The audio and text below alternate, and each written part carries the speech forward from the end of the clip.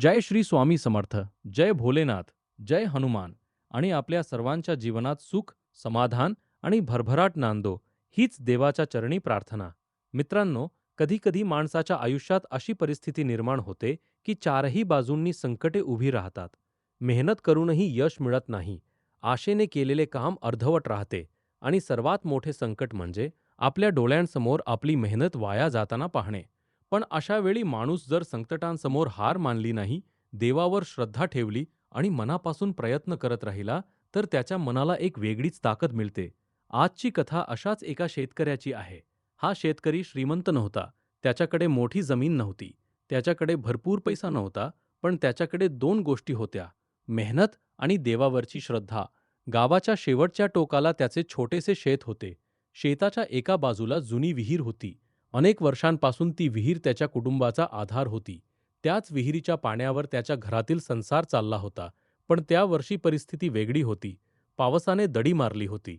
आकाशात ढग येत होते, पण पाऊस पडत नव्हता.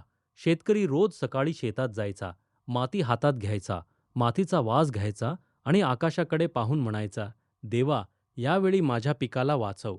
त्याने मोठ्या आशेने शेतात पीक लावले होते. बी-बियाणे घेताना त्याने कर्ज केले होते. खते घेतली होती, मजुरी केली होती, दिवस-रात्र मेहनत केली होती. काही दिवसांनी त्याच्या शेतात हिरवेगार रोप दिसू लागले. ते दृश्य पाहून त्याच्या चेहऱ्यावर आनंद फुलला. तो घरी गेला आणि पत्नीला म्हणाला, "आपलं पीक छान आलंय. यंदा देवाची कृपा झाली तर आपली सगळी चिंता मिटेल."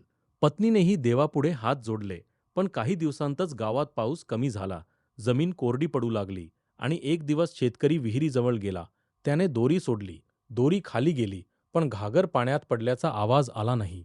त्याने पुन्हा प्रयत्न केला. पुन्हा दोरी सोडली. पण पाणी नव्हते. विहीर जवळजवळ कोरडी पडली होती. तो बराच वेळ विहिरीत पाहत राहिला. त्याच्या डोळ्यांसमोर त्याचे हिरवे पीक होते आणि त्याला जाणवत होते की पाणी मिळाले नाही तर काही दिवसांत हे हिरवे पीक सुकून जाईल. तो शांतपणे जमिनीवर बसला. डोळ्यांत पाणी आले. तो म्हणाला, "देवा, मी एवढी मेहनत केली. माझ्या हातून कोणाचं वाईट झालं नाही. माझ्या लेकरांसाठी, माझ्या कुटुंबासाठी मी हे पीक लावलं.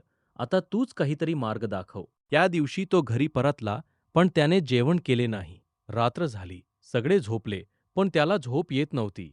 तो घराच्या देवघरासमोर बसला. समोर देवाची मूर्ती होती. त्याने हात जोडले. "देवा, मला चमत्कार नको. माझ्या कष्टाला फळ मिळू दे. माझ्या शेतातील पीक वाचू दे." त्या रात्री त्याने एक निर्णय घेतला. परिस्थिती कितीही कठीण असली तरी मी देवावरची श्रद्धा सोडणार नाही. दुसऱ्या दिवशी पहाटे तो उठला, स्नान केले, देवाची पूजा केली. शेतात जाण्यापूर्वी त्याने देवासमोर दिवा लावला आणि मग शेताच्या बांधावर जाऊन उभा राहिला. त्याने माती कपाळाला लावली आणि म्हणाला, "ही जमीन माझी नाही देवा, तू मला सांभाळायला दिली आहेस. तिचं रक्षणही तूच कर." त्या दिवसापासून त्याने रोज सकाळी देवाची पूजा करून शेतात जाणे सुरू केले. तो फक्त पूजा करत नव्हता, तो आपले कामही करत होता. बांध दुरुस्त करत होता. मातीतील ओलावा टिकवण्यासाठी प्रयत्न करत होता. जिथे शक्य होते तिथे थोडे पाणी आणून रोपांना देत होता. गावातील काही लोक त्याची थट्टा करत होते. एक जण म्हणाला, "अरे, फक्त देवाची पूजा करून विहिरीत पाणी येणार आहे का?" शेतकरी हसला. तो म्हणाला, "पूजा मी देवासाठी करत नाही. माझं मन मजबूत राहावं म्हणून करतो. बाकी प्रयत्न मी करतच राहणार." त्याच्या या उत्तराने काही लोक शांत झाले. दिवस गेले. पीक आणखी सुकू लागले. विहिरीतील पाणी जवळजवळ संपले. घरातील लोक चिंतेत होते. एके दिवशी शेतकऱ्याची पत्नी म्हणाली, "आता काय करायचं?" शेतकरी म्हणाला, "जोपर्यंत माझ्या हातात शक्ती आहे, तोपर्यंत मी प्रयत्न करणार आणि देवावर विश्वास ठेवणार." त्या रात्री त्याने पुन्हा पूजा केली. त्याने दिवा लावला, फुले अर्पण केली आणि मनापासून प्रार्थना केली, "देवा, माझ्या शेताला वाचव." प्रार्थना करून तो झोपला. रात्रीच्या शांत वातावरणात अचानक बाहेर वाऱ्याचा आवाज सुरू झाला. आकाशात ढग जमा झाले. पहाटे कोंबड्याने आरवले. शेतकरी उठला, बाहेर आला, आकाशाकडे पाहिले. त्याच्या डोळ्यांत आशा चमकली. ढग होते, पण पाऊस नव्हता. तो शेताकडे गेला आणि विहिरीजवळ पोहोचताच त्याला काहीतरी वेगळे जाणवले. त्याने विहिरीत डोकावून पाहिले. काल जिथे तळ दिसत होता, तिथे आज थोडे पाणी चमकत होते. त्याला विश्वासच बसला नाही. त्याने पुन्हा पाहिले. खरंच, विहिरीत पाणी आले होते. त्याने लगेच दोरी सोडली. घागर पाण्यात गेली आणि यावेळी छपाक! पाण्याचा आवाज झाला. त्याचे हात थरथरले. डोळ्यांतून अश्रू आले. तो विहिरीजवळ बसला आणि दोन्ही हात जोडून म्हणाला, देवा, माझी श्रद्धा तू व्यर्थ जाऊ दिली नाहीस. पण कथा इथे संपत नाही. पुढील काही दिवसांत विहिरीतील पाणी हळूहळू वाढू लागले. शेतकऱ्याने पाणी पिकाला दिले. काही दिवसांत सुकलेले रोप पुन्हा ताजेतवाने दिसू लागले. जिथे पिवळसरपणा आला होता, तिथे पुन्हा हिरवळ दिसू लागली. शेतकरी रोज सकाळी शेतात उभा राहून त्या हिरव्या पिकाकडे पाहायचा. त्याला आपल्या देवाची आठवण यायची. गावातील लोकही हे पाहून आश्चर्यचकित झाले. ज्यांनी त्याची थट्टा केली होती, तेच आता त्याच्याकडे येऊन म्हणू लागले, तुझी श्रद्धा मोठी आहे. शेतकरी मात्र म्हणाला, श्रद्धा मोठी नाही, देव मोठा आहे. पण देवावर विश्वास ठेवताना माणसाने स्वतःची मेहनत सोडू नये. हळूहळू त्याच्या शेतात भरघोस पीक आले. कापणीचा दिवस आला. शेतकरी शेताच्या बांधावर उभा राहिला. त्याने हात जोडले आणि त्याच्या डोळ्यांत पुन्हा अश्रू आले.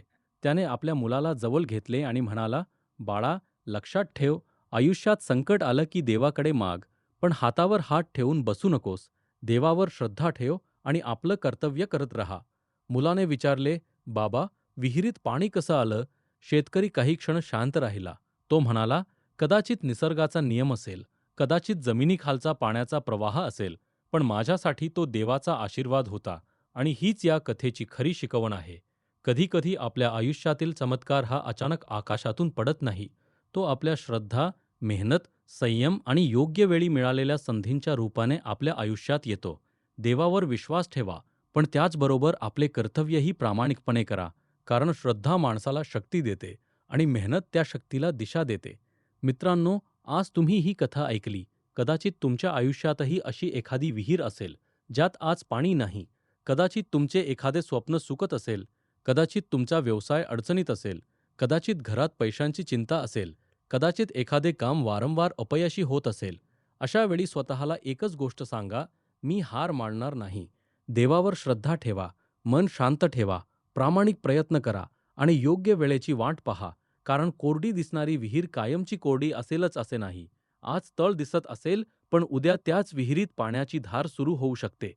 आज शेत कोमेजलेले दिसत असेल, पण उद्या त्याच शेतात हिरवाई पसरू शकते. आणि आज आयुष्य अंधारलेले वाटत असेल, तर उद्या त्याच आयुष्यात आशेचा प्रकाश येऊ शकतो.